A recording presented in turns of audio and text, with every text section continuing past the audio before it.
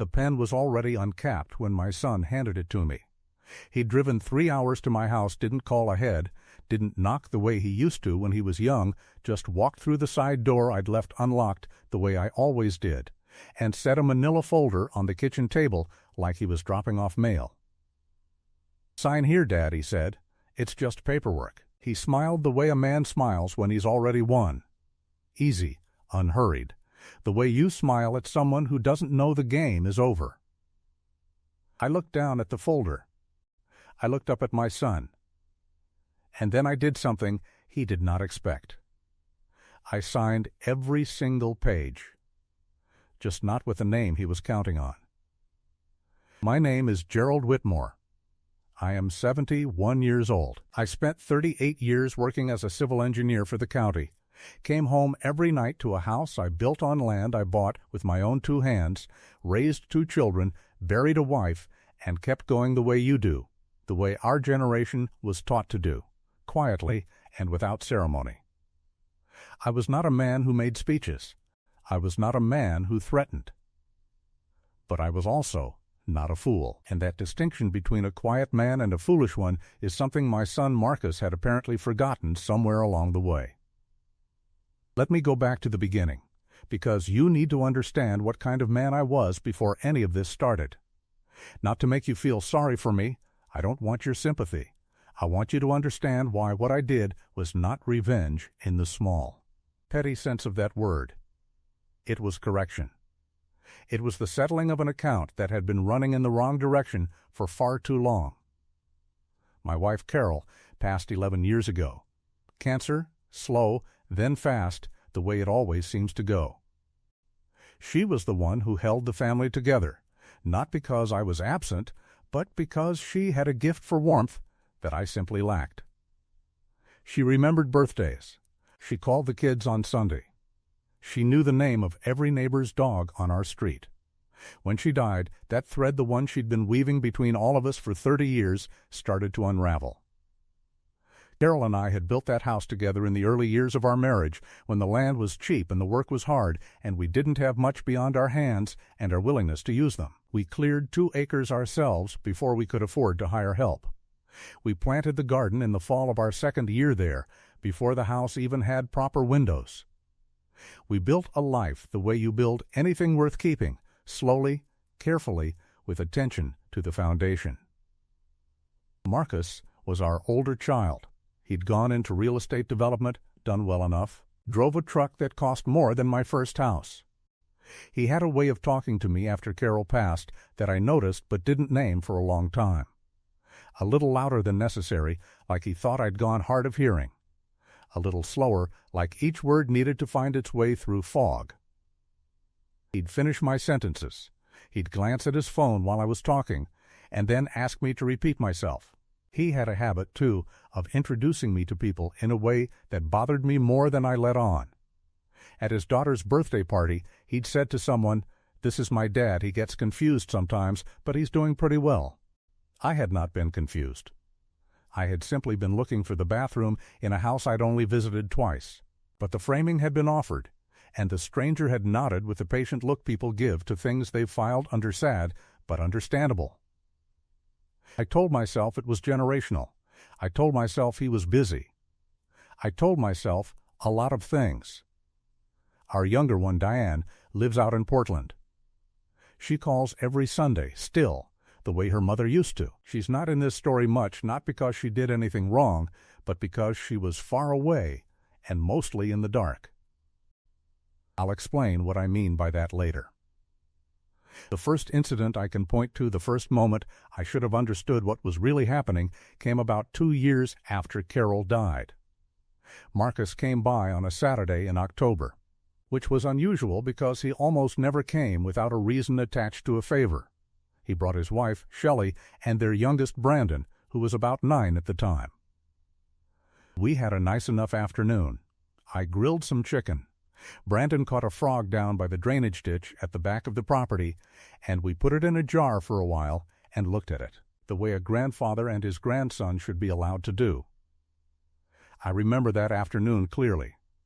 I remember Brandon running through the tall grass at the edge of the property line, arms out, a kid in full possession of an October Saturday. I remember thinking that this was what the land was for, that this was the whole point, a place where the people you love can run through tall grass and catch frogs and not worry about anything at all.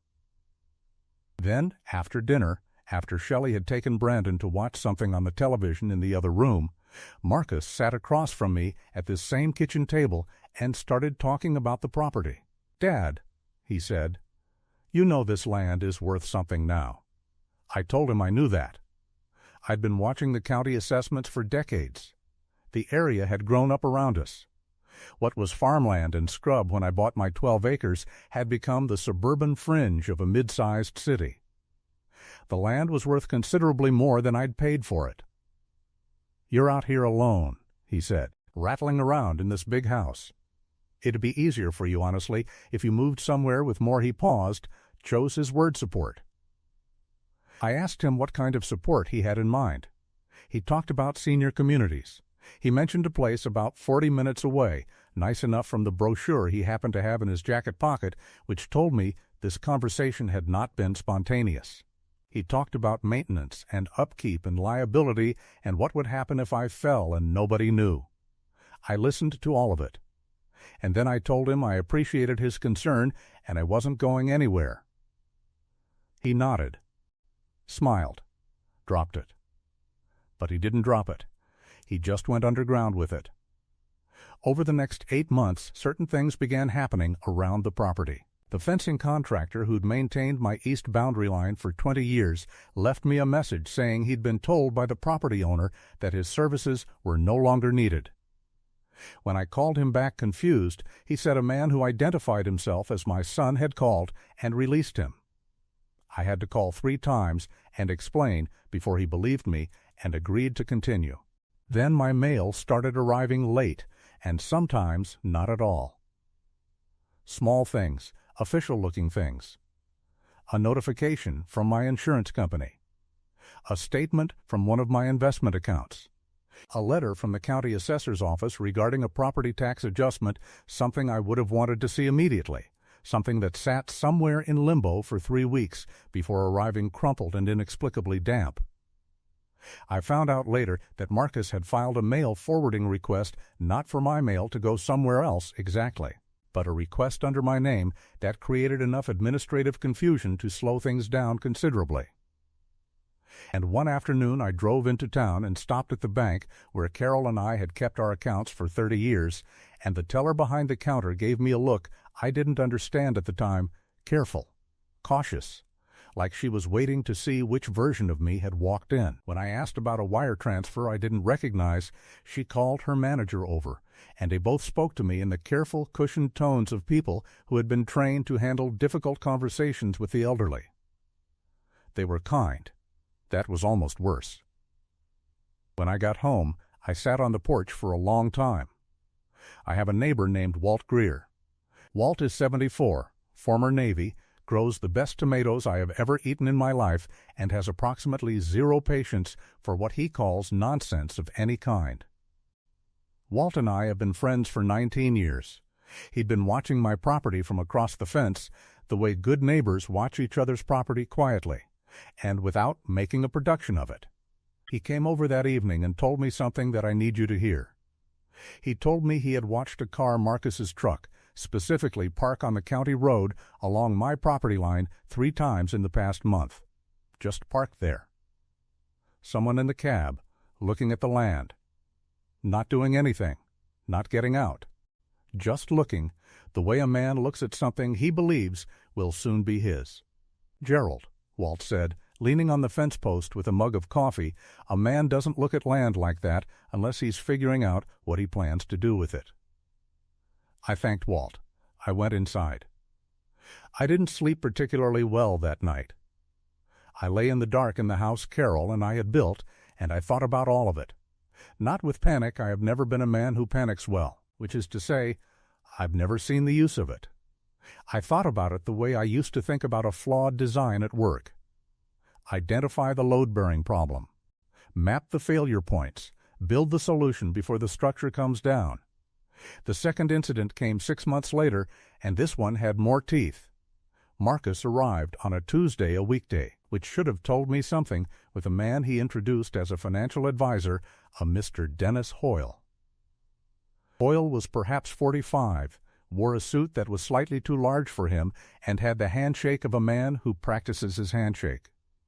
He sat across from me with a leather portfolio and talked for a while about estate planning, tax efficiency, the burden of asset management as we age, the peace of mind that came from having things structured properly before they became complicated. He used the phrase "at your stage of life" 4 times in 20 minutes. I counted. At the end of this presentation, he slid a document across the table. It was a power of attorney, not a limited one. Not one scoped to a specific transaction or a medical situation.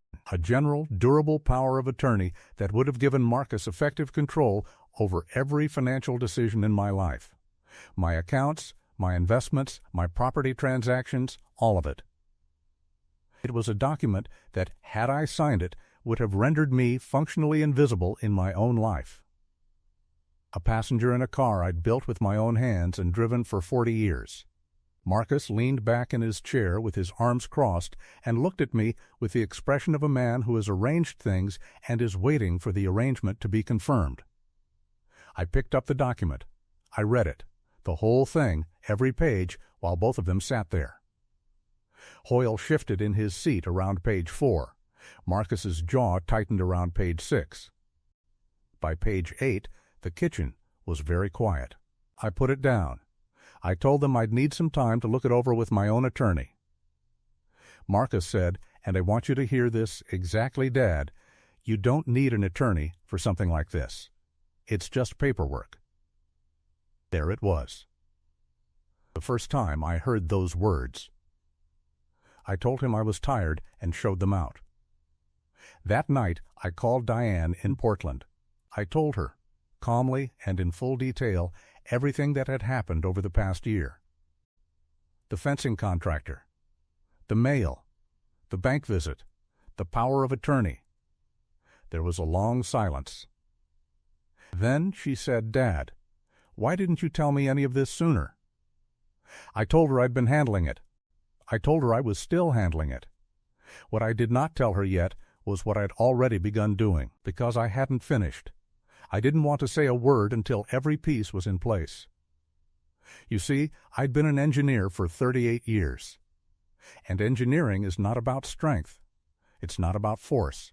It's about knowing exactly where a structure is weak and exactly where to apply pressure to make it do precisely what you need it to do. I had spent my career designing systems that would hold under conditions their builders never anticipated. I knew how to build something that couldn't be moved. I had been applying pressure in quiet places for 4 months before Marcus ever sat down across from me with that power of attorney document. I just hadn't told anyone. The first call I made was to an elder law attorney in the city, not anyone Marcus knew, not anyone from our county at all. Her name was Patricia Solano. She came recommended by a woman from my church whose husband had gone through something similar 10 years prior. Patricia was small, precise, and had a laugh like a firecracker when something genuinely amused her, which was not often during business hours. Over 3 meetings at her office I drove myself, I want to be clear about that, I drove myself 45 minutes each way, and I remembered every turn. I told her everything. I brought documentation, the letter from the fencing contractor, the bank records showing the odd timing of certain correspondence, the mail confusion, the notes I'd made after the brochure conversation. I brought a journal I'd been keeping for 6 months, dates and times and exact wording of conversations, the kind of record an engineer keeps, because an engineer understands that the thing you think you'll remember clearly is the thing you'll wish you'd written down. Patricia looked at my journal for a long moment and then looked at me. "Mr. Whitmore," she said, "do you know what undue influence is?"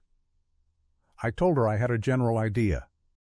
She explained it specifically, the legal concept covering situations where a person in a position of trust a family member, a caregiver, uses that relationship to override another person's independent judgment, particularly regarding financial decisions. She explained that courts look at patterns, not single incidents.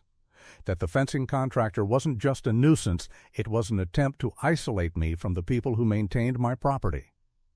That the male interference wasn't careless, it was an attempt to interrupt my awareness of my own financial affairs. That the power of attorney document presented without independent legal counsel by a family member with an undisclosed financial interest in the outcome fit a documented pattern. She asked me what I wanted to do about it. I told her I didn't want to simply defend myself.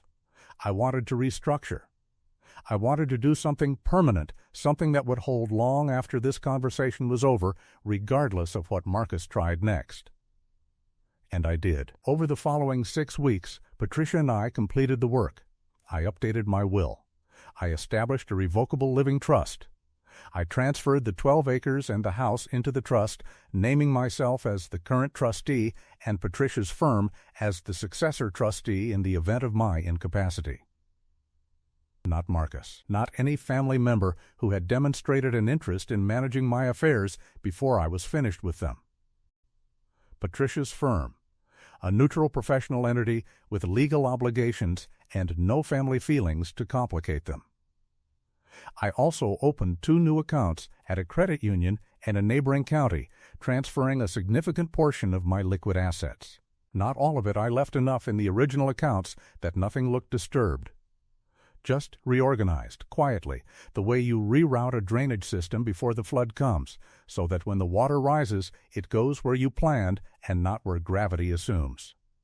Patricia also connected me with a geriatric care manager, a credentialed professional whose role includes documenting an older person's cognitive and functional capacity through structured assessment. I met with her twice. Her written assessments were filed with Patricia, not because I had any doubt about my own mind, but because Marcus had been laying the groundwork of a different story, and I wanted the record to reflect the truth before anyone else had a chance to write it differently. And then I added one more element. This one was Brandon's idea, though he didn't know it. You remember Brandon, Marcus's youngest, the one who caught the frog. He'd turned 11 by now and had the habit, when he visited, of wandering over to the corner of my kitchen where I kept a few things on a shelf, an old coffee can full of odd coins, a photograph of Carol and me on our wedding day, and a small wooden box that had belonged to my father. One afternoon, Brandon picked up the wooden box and turned it over in his hands and asked me what was in it. I told him it was where I kept the things that mattered most. He looked at me with the particular seriousness that 11-year-olds deploy when they're trying to understand adults. "Like what?" he asked. I told him he'd find out one day. We spent that afternoon going through the old photographs I keep in the bottom drawer of my study pictures from before Marcus was born. Pictures of the land when it was raw. Pictures of the house going up beam by beam over the summer of 1979. I showed Brandon where his father used to play as a little boy. I showed him the oak tree at the edge of the property that had been there longer than any of us. He said, quietly, "I hope this place stays in the family." I told him it would. He didn't know it, but those conversations about the land, the photographs, his great-grandfather who built things with his hands, became part of my file with Patricia. A documented record of my cognition, my intentions, my values. A counter-narrative to whatever Marcus might have been quietly constructing elsewhere. An old man who talks to his grandson about his grandfather is not a man whose judgment is failing. He's a man who is passing something on. The third incident came fast and without warning. It was a Thursday in March. I came home from my weekly breakfast with Walt to find Marcus sitting on my front porch. Not standing. Sitting in my chair, the one I'd built myself from cedar 20 years ago, with a cup of coffee he'd apparently made himself in my kitchen. As if he lived there already, as if the transition had happened and he was simply waiting for me to catch up. He smiled when he saw me. "Dad, good, you're back." He told me he needed to talk to me about something time-sensitive. He used that phrase time-sensitive 3 times in 4 minutes. He'd heard from a developer who was interested in the property. A serious offer. A significant number. The developer wanted to move fast, the market was right, and Marcus happened to have the papers in his truck. He went and got them. He set them on the porch table and pointed to the signature lines. Sale agreement, transfer of title, closing timeline, the whole package, ready to go, as if all that remained between my life and the end of it was the motion of my hand across a page. "It's a good deal, Dad," he said. "You should do this while the timing's right. I want you to understand what was being asked. Not a partial sale, not a discussion, a full sale, my home. The 12 acres.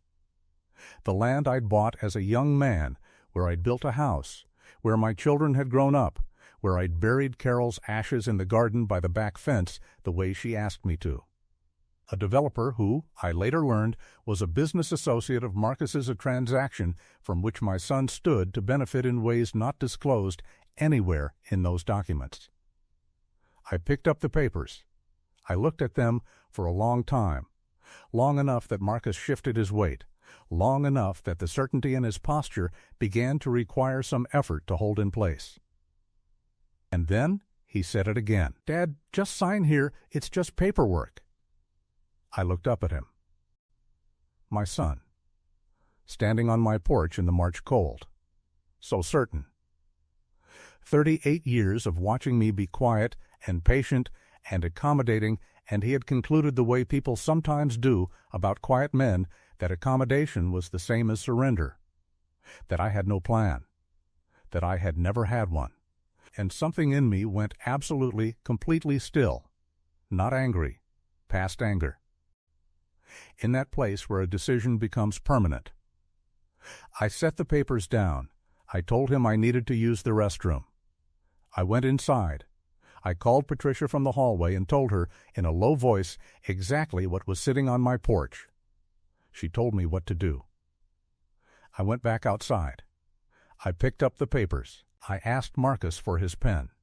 He handed it over without hesitation, the ease of a man watching dominoes fall. I signed every page. With the name Patricia Solano had helped me prepare 4 months earlier, Gerald R. Whitmore, trustee. Whitmore Family Revocable Trust. Not Gerald Whitmore the individual. Not Gerald Whitmore the father. Gerald Whitmore, the trustee of a legal entity that Marcus had not known, existed, an entity whose terms he had not read, an entity that rendered every signature I just placed legally void as a conveyance of property. Because the property no longer belonged to me as an individual, it belonged to the trust.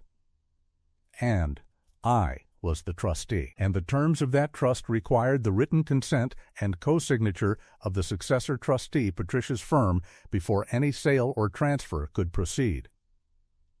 I handed the papers back. Marcus looked down at the signature line. He read what I'd written. He read it again.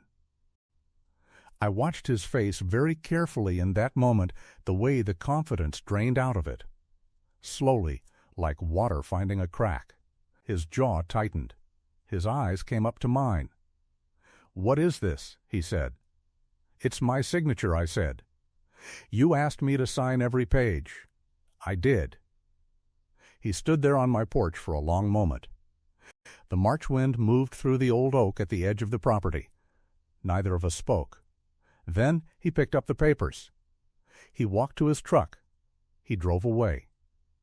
He called back twice that evening. I let both calls go to the machine. He had called it just paperwork. So had I.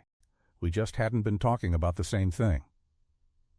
Now I want to tell you about the day everything came into the light. Because it didn't happen in a lawyer's office or a courtroom or through a letter.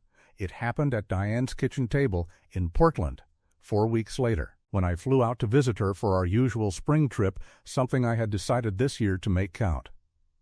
I sat down with Diane and her husband Paul, and I told them everything. Not as a warning, not as an accusation. As a complete account, with documentation, the way an engineer presents findings. Here is what happened, here is the timeline, here is what I did, here is where things stand. I showed Diane the trust documents. I showed her the updated will. I showed her the mail interference records and the fencing contractor correspondence and the developer's name alongside the business registration that showed Marcus's stake in the same LLC. I showed her Patricia's file.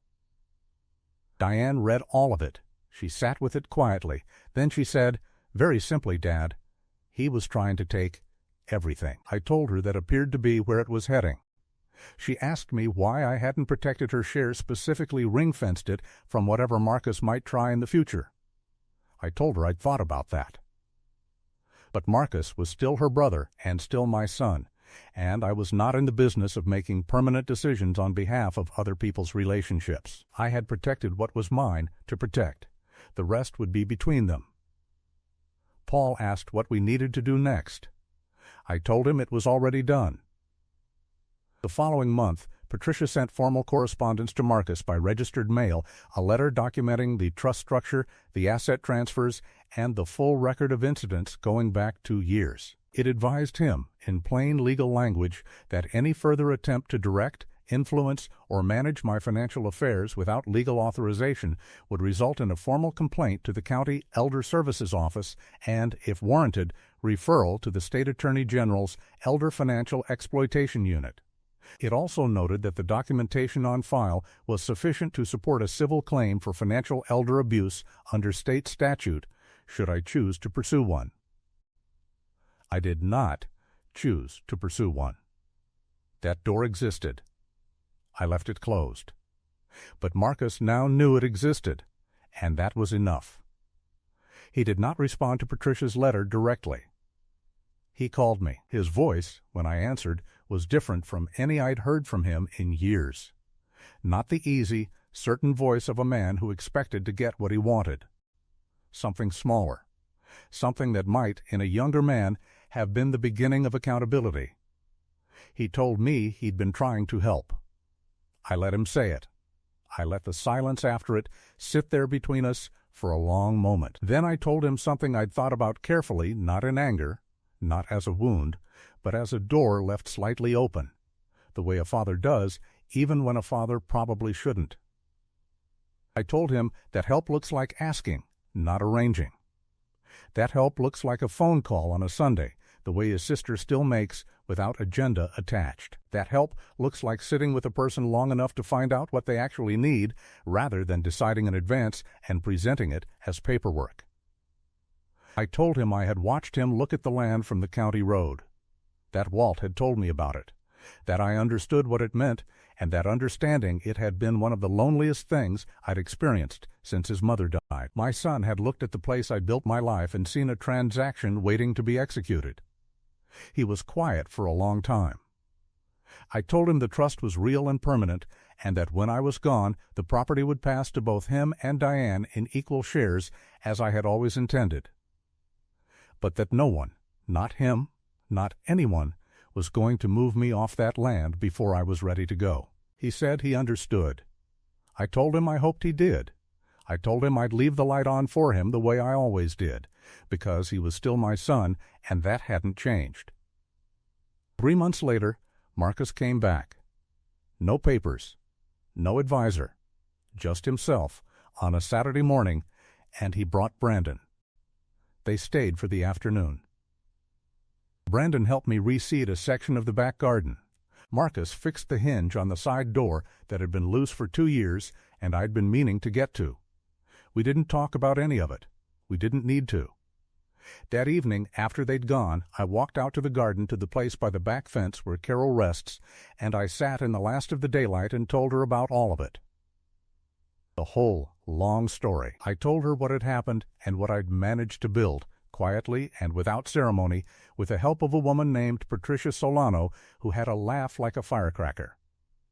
Carol would have laughed at that. She would have had something wise to say that I wouldn't think of until 3 days later. She always did. I miss her, still, every day, the way you miss the thing that made everything else make sense. But the house is still standing. The garden is still growing. The land is still mine. Walt came over with a jar of last summer's tomatoes, preserved in brine the way his mother taught him, and we sat on the porch until dark without saying much of anything. the way two old men who have known each other for 19 years are allowed to do. There are things a man should never have to protect himself from. His own children is near the top of that list. But if it comes to that, and I pray it never comes to that, for you know this: a quiet man and a foolish man are not the same thing. Patience is not weakness. The ground you have been standing on all your life does not have to move just because someone with a pen and a smile decides it should. Document everything. Find a professional you trust. And remember that the most powerful move a person can make is the one no one saw coming. What would you have done? Sitting at that kitchen table. Next time, I want to tell you about a woman who discovered, the morning after her husband's funeral, that his will had been changed without her knowledge, and what she found hidden in the lining of an old winter coat her son had already thrown in a donation bag. Stay with me. That story is coming.